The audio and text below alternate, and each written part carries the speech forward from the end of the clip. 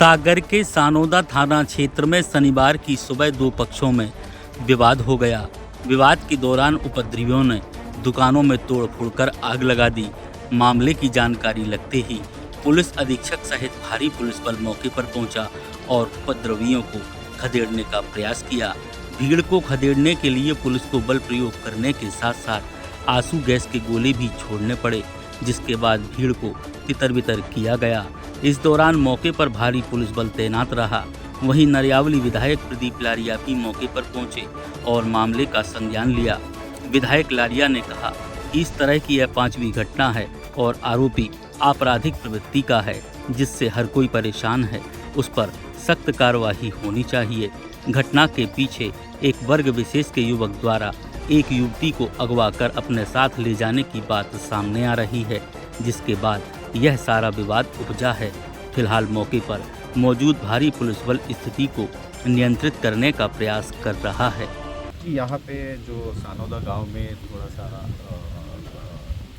कुछ घटनाओं का इन्फॉर्मेशन मिला, जहाँ पे कुछ लोग इकट्ठा हुए, भीड़ इकट्ठा होने का कुछ इन्फॉर्मेशन मिला। उसी तारतम्य में अपने सारे टीम्स, पुलिस के टीम्स और जो अपने लॉ एंड ऑर्डर के लेके प्रशासन के SDM वगैरह, यहाँ पे तहसीलदार और एडिशनल SP सभी लोग इधर पे उपस्थित हुए और यहाँ के इश्यूज़ को हैंडल कर रहे हैं। अभी हमारे लिए लॉ एंड ऑर्डर कंट्रोल में है और शांति व्यवस्था कायम है और उसी के तारतम्य में फोर्स भी डिप्लॉयड है, भारी पुलिस फोर्स भी डिप्लॉयड है और हम लोग भी इधर पे हैं। तो आप सभी लोगों से भी हमारी रिक्वेस्ट है कि शांति को लेके हम लोग मैसेज करें और things are under control and शांति का माहौल है, हम उसी के आगे करें। धन्यवाद। घटना वगैरह अब हम लोगों का मोर इम्पॉर्टेंट कि लॉ एंड ऑर्डर को एस्टैब्लिश करना और उसको रिटेन करना है। बाकी जांच पड़ताल वगैरह टीम्स हमारी कर रहे हैं कि क्या इश्यूज़ है और क्या के ये इश्यूज़ है। कोई युवती को ले जाने की बात सामने आ रही है? जी, कुछ इश्यूज़ है। जो एक पर्टिकुलर कल एक घटना हुई है, उसकी भी FIR की जो बात है। हमारे लिए अभी लॉ एंड ऑर्डर का सबसे प्राइम कंसर्न है और लॉ एंड ऑर्डर अभी कायम है सानोदा गांव में और उसी को हम मेंटेन करेंगे। देखिए, आज सानोदा में जी सभी लोग एकत्रित हैं और बहुत गंभीर विषय है। कल यहाँ की ही बेटी एक कोई मुस्लिम जो क्रिमिनल है वो अगवा करके ले गया है और जिससे यहाँ की गांव के लोग आक्रोशित हैं। इस तरह की ये 5वीं घटना है। मैंने कल ही SP साहब से बात की थी, यहाँ पर TI से भी बात की थी और कहा था ये गंभीर विषय है, इसमें मामला दर्ज होना चाहिए, लेकिन केवल गुमशुदा की रिपोर्ट लिखी गई। हालांकि एक टीम गई है और मालूम पड़ा है कि बहुत जल्दी वो जो व्यक्ति ले गया है वो गिरफ्त में होगा।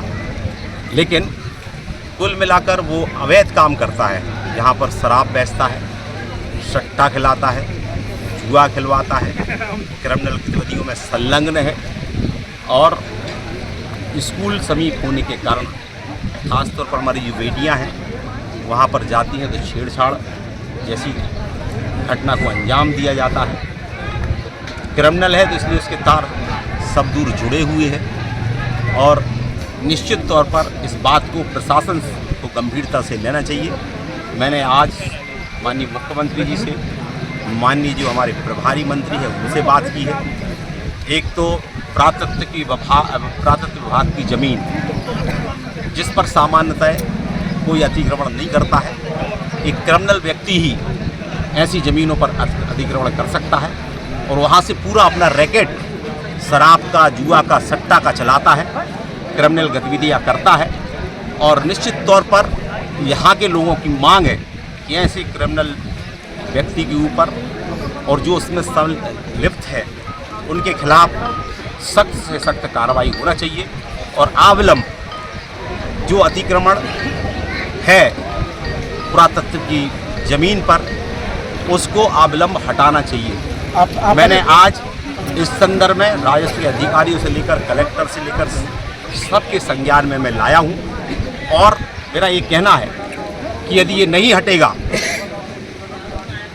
क्योंकि इल्लीगल है और इल्लीगल चीज़ हटना ही चाहिए।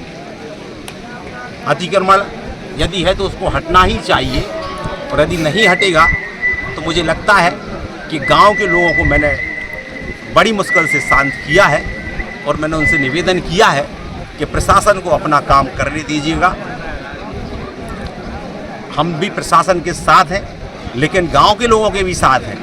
ऐसा इसमें और तो इसलिए यदि प्रशासन इसमें किसी प्रकार की वो ऐसा करता है तो मैं समझता हूँ कि गांव वाले फिर, अभी तो मेरे कहने पर वो मान गए हैं, कल के दिन कोई अप्रिय स्थिति होगी तो फिर ये प्रशासन की जिम्मेदारी। भाई साहब इसमें तो थाना प्रभारी का भी हाथ होगा, ये जो शराब देखिए बेचते इसमें जिसका भी हो, चाहे वो थाना प्रभारी का हो, चाहे थाना प्रभारी का हो, और इसका तो मैं समझता हूँ कि यहाँ के लोग कह रहे हैं कि इसके और आगे कहीं तार जुड़े हैं, जो राष्ट्र विरोधी गतिविधियाँ में लिप्त रहते हैं, उनसे भी इनके तार जुड़े हैं। और मुझे लगता है कि हो सकता है कि यहाँ पर हथियारों का जखीरा भी मिले। मैं समझता हूँ कि इसमें हर घर की सर्च पुलिस को करना चाहिए, प्रशासन को करना चाहिए।